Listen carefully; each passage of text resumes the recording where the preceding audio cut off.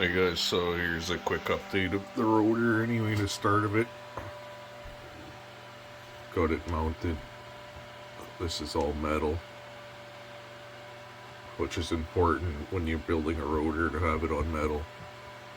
Because if you don't, the inside of this flux field, all it is stuck over here. It doesn't get used. When you use metal, it directs it back towards the magnets itself, and everything is facing this way.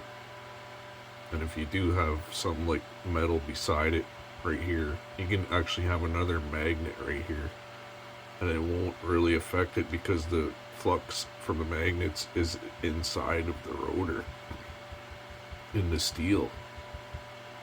So that's really important when you're designing a motor, a pulse motor. But this is just, right now there's epoxy here holding these magnets. These magnets are two-piece, so I put on another one here, which is holding it in place because they repel each other, right? But this is just a holder to hold the rotor off the ground. This side I did first, waited till it all dried. Now I've done this side. It's been a couple hours. It'll take overnight for it to dry anyway. But once that's done here, I got a pile of these little magnets. They will be put all the way across to make this one big thick magnet. And once that's done, the whole thing will be filled with resin, epoxy resin, and then it'll be wrapped with carbon fiber, one layer of carbon fiber all the way around, and then balanced, of course. Balanced very good. This will be on ceramic bearings, this rotor. And there'll be another rotor right here on this part of the shaft, a much bigger rotor. So this is just a start anyways. Quick update.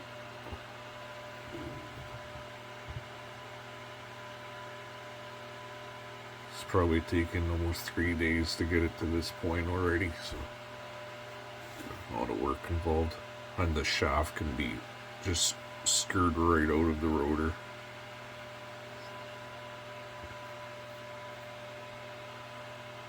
But right on. Quick update. Here guys, I got this part of it. Here's all done.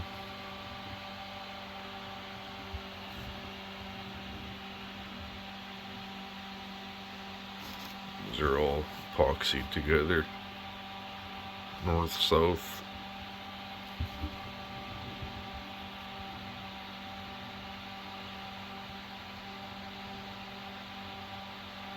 Magnet goes all the way across on the bottom, and then I got the top ones connected to those.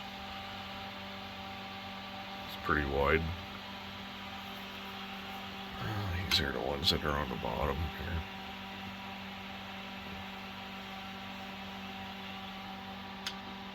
Piles of magnets. See, like, I don't know, you guys, a lot of people are ordering magnets from China, expecting N52s. I guarantee you they're not N52s. I've had my fair share of magnets from China. A lot of them don't even measure up to what you ask for when you buy them. Like, let me see here. I can see this set here. These are all supposed to be N52s from China, and they're all supposed to be the same size. But you can see these ones here are different from these ones. And they're weak. Like, I can pull that apart like nothing. That's supposed to be an N52. There's no way that's an N52 magnet. N52 magnets will crush your fingers at that size of a magnet. So, like, these are N52s.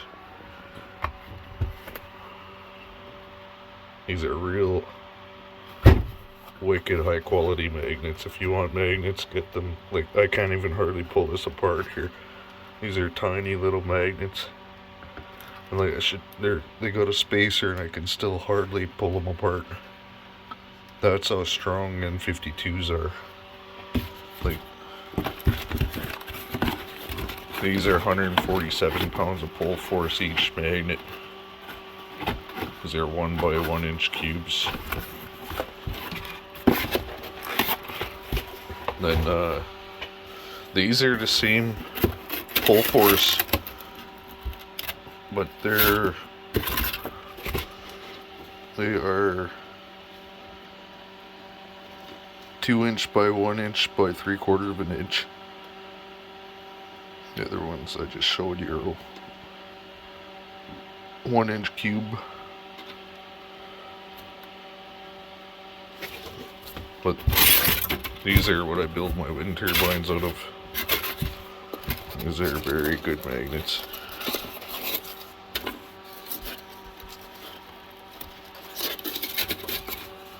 Definitely don't want to get your fingers stuck in there. And this is where I get them from. Sort everything's upside down, but right there. I think I paid quite a bit for this. Yeah, like just 44 of those 2 inch by 1 inch by 3/4 is $747 Canadian. Just those Neos here, these $200 or 200 of those are $184. Those 6 cube magnets are $77 almost. But yeah, it's worth it though. They are strong, and you don't have to order N52s from there either. They got all sorts. But that's where I get my magnets. They cost lots, but it's worth it. You don't get ripped off and you get the right size. They are the size that they say. But yeah, the rotors come along anyways. That's one of them. But just wanted to share that.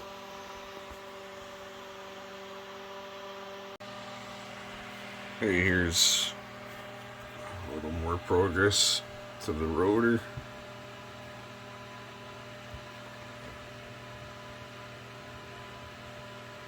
Turned out not too bad. Still not finished yet, still have to wrap it. It's gonna have a layer of carbon fiber just to make it, because it was a pretty hot pour. You can see there's some cracks, but it's pretty good though. I'm not worried about it at all.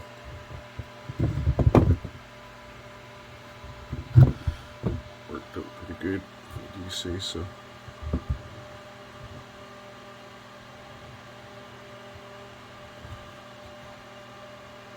Poles north-south. That's heavy too. Really heavy rotor. Won't be able to balance it till I have the other one done too. It'll have to be balanced together. Doing some work here, testing some more circuits. This one's working awesome. Very easy to adjust. I've been using these holders. See, that's I forget what they're.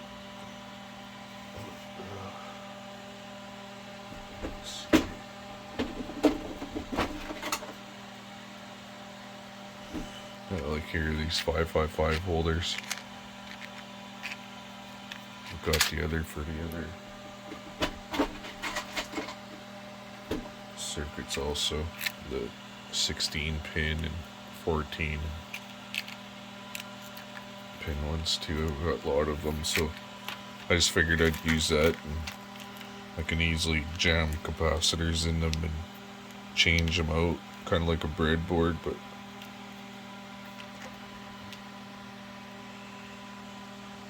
like there I was testing that resistor and then I just completely eliminated it in the circuit just by putting clamps on it. Yeah, it's pretty easy. Works great. That's the pulse. Very slow. Like I can crank it up.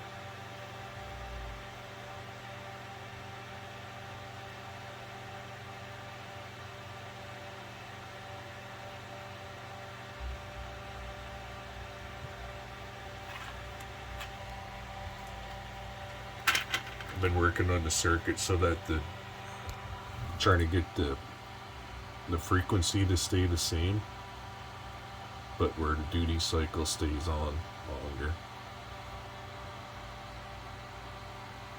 I've adjusted it now so when it comes on it should stay on for a while anyway. Yeah, see, lights on. You can see it coming up on the scope there now.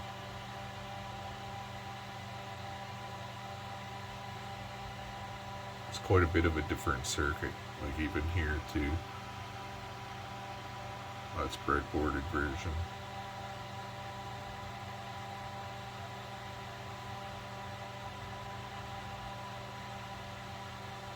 Like the frequency stays pretty close to the same, but the duty cycle stays on a lot longer. Whatever I want.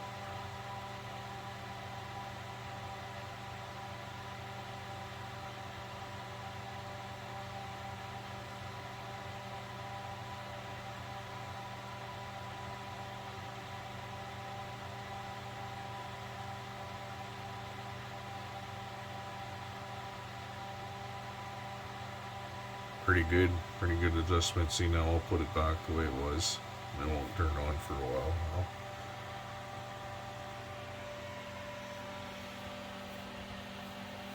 But yeah, just wanted to show that rotor anyway.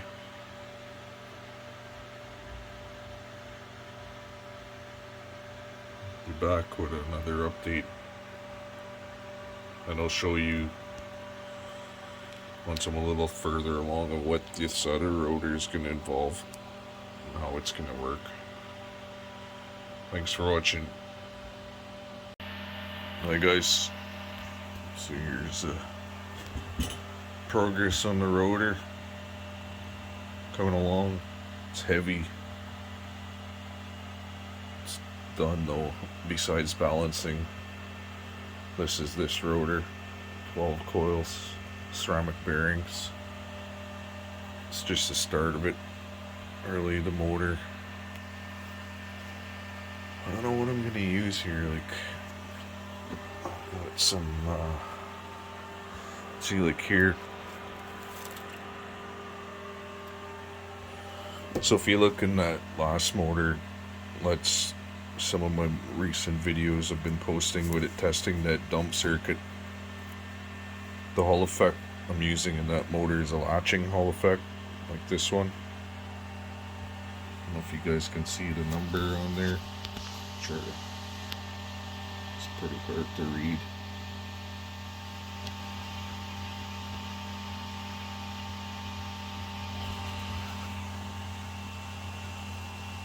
Like it's like 41F or something.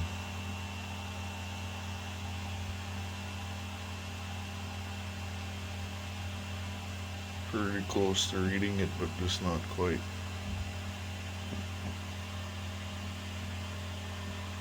It's a 41F, I'm pretty sure. I think you can see this other one beside it. It's a non-latching.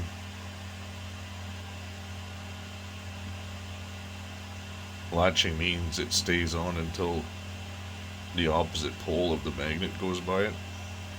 Just turn it off. That's actually what is running on that pulse motor in those last videos. And you see the number on the non-launching.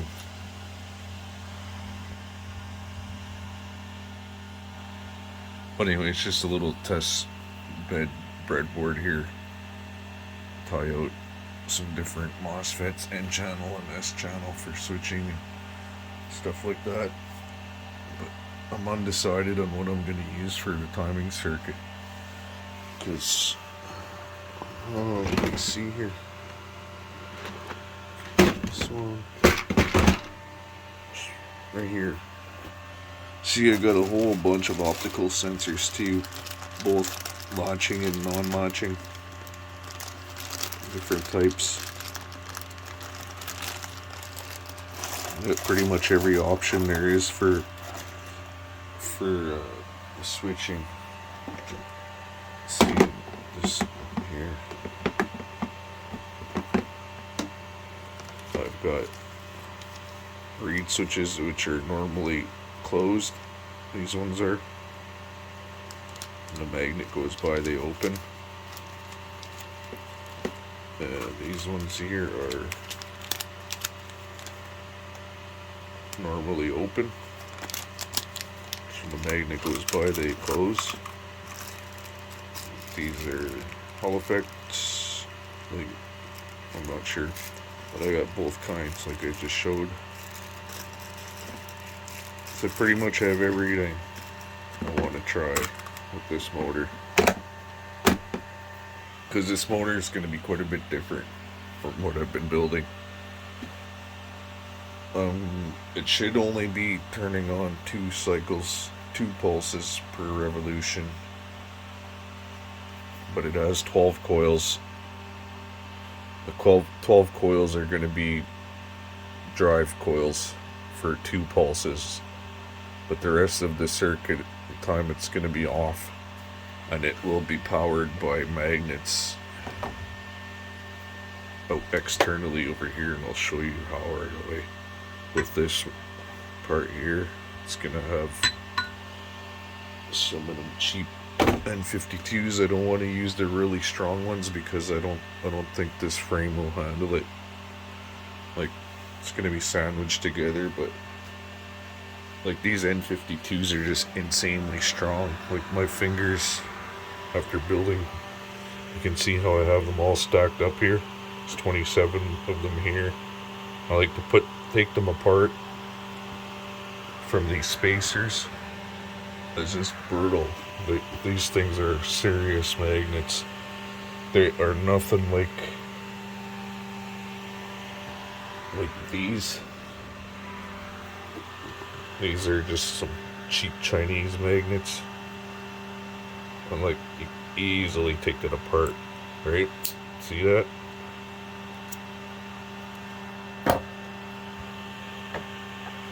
These have the spacers in them yet, and I can hardly slide that off. Like, to take one magnet off of this stack here is almost impossible. I'd never be able to do that with what I just did with those magnets, and they're almost the same size. So it just shows the difference in strength. But I want to show, these are probably be what I'm going to be using though, just some cheap Chinese magnets. A couple on each side of this, probably 2 on each side, stacked together. Hole in the center, mounted on the shaft. And I'll show you what that's gonna be used for over here. So I'm almost done this. Well, almost done placing the magnets. Alright.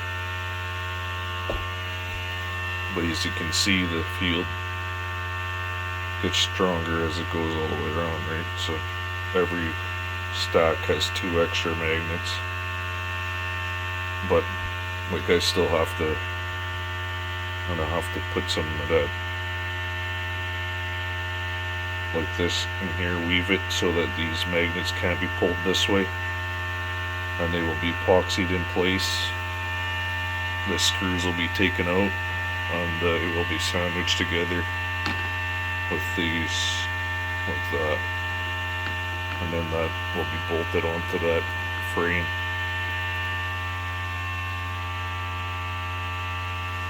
But it takes a lot. I've been doing this for about 4 days, building this already. Probably take me another whole day to get this done.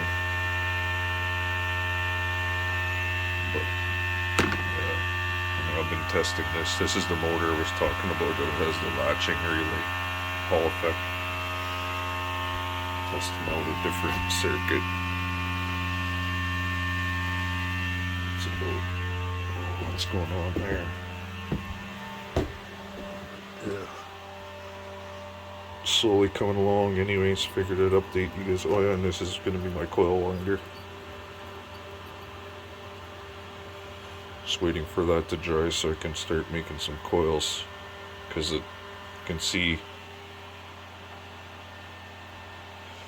it is tapered, the inside of it, so I could slide it off. This side is mounted to the center, and this side here is just held on with the bolt, as it'll go on the shaft, bolted together on the coil winder. We'll see. I'll test out some different coils. I'm going to start off with the thinner wire. I think this is 26 gauge. It's the same as this. I think this is 24 gauge. So yeah, start off with that. I might make some windings at that 19 gauge too. See how that comes along anyway. But just want to update. And hardest part about this rotor is going to be to balance it after I get this part done too. And then once that's done, I can start putting it together. But before I can put all that stuff on, I have to balance it and then start putting the coils in, so I can still work on this side, drilling and putting the mounts for the coils.